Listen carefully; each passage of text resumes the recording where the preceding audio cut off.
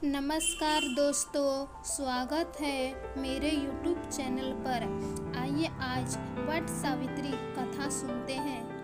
What वृक्ष का पूजन और सावित्री सातवान की कथा का सुमरन करने के विधान के कारण ही ये व्रत वट सावित्री के नाम से प्रसिद्ध हुआ। सावित्री भारतीय संस्कृति में ऐतिहासिक चरित्र माना जाता है। सावित्री का अर्थ वेद माता, गायत्री और सरस्वती भी होता है। सावित्री का जन्म भी विशेष परिस्थितियों में हुआ था।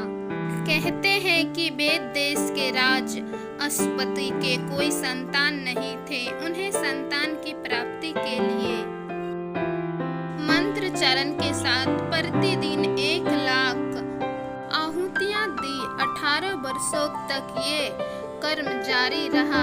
इसके बाद सावित्री देवी ने प्रकट होकर वर दिया कि राजन, तुझे एक तेजस्वी कन्या पैदा होगी।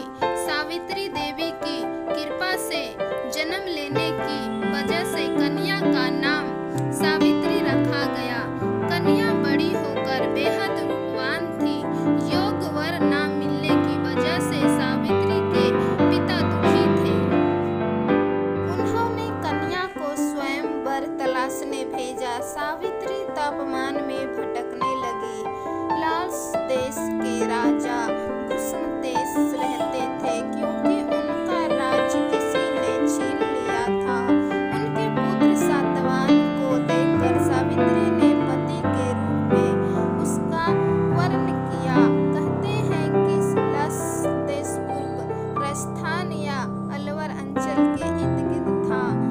सातवान अल्पायु थे। वो वेद ज्ञान के नारद मुनि ने सावित्री से मिलकर सातवान से विवाह न करने की सलाह दी, परंतु सावित्री ने सातवान से ही विवाह रचाया। पति की मृत्यु की तिथि में जब कुछ ही दिन शेष रह गए, तब सावित्री ने घोर तपस्या की थी, जिसका फल उन्हें बाद में मिला था। जब सत्यवान की मृत्यु का समय आ गया, सावित्री ने 3 दिन का उपवास रखा। सत्यवान की मृत्यु के दिन वो उसके साथ जंगल गई और सत्यवान की मृत्यु हो गई। सावित्री ने यमराज का पीछा किया और अपने डर, निश्चय और प्रेम से प्रभावित करके यमराज से 3 वरदान प्राप्त किए। पहले वरदान में उसने अपने ससुराल वालों के लिए राज की वापसी मांगी, दूसरे में अपने पिता के लिए एक पुत्र और तीसरे में अपने संतान के लिए मांगी। यमराज ने वरदान स्वीकार किए और सत्यवान को जीवन दान दिया। सावित्री वट वृक्ष के पास लौट आई और सत्यवान जीवित हो गया। इस घटना के बाद महिलाएं वट सावित्री का व्रत रखती हैं और वट वृक्ष की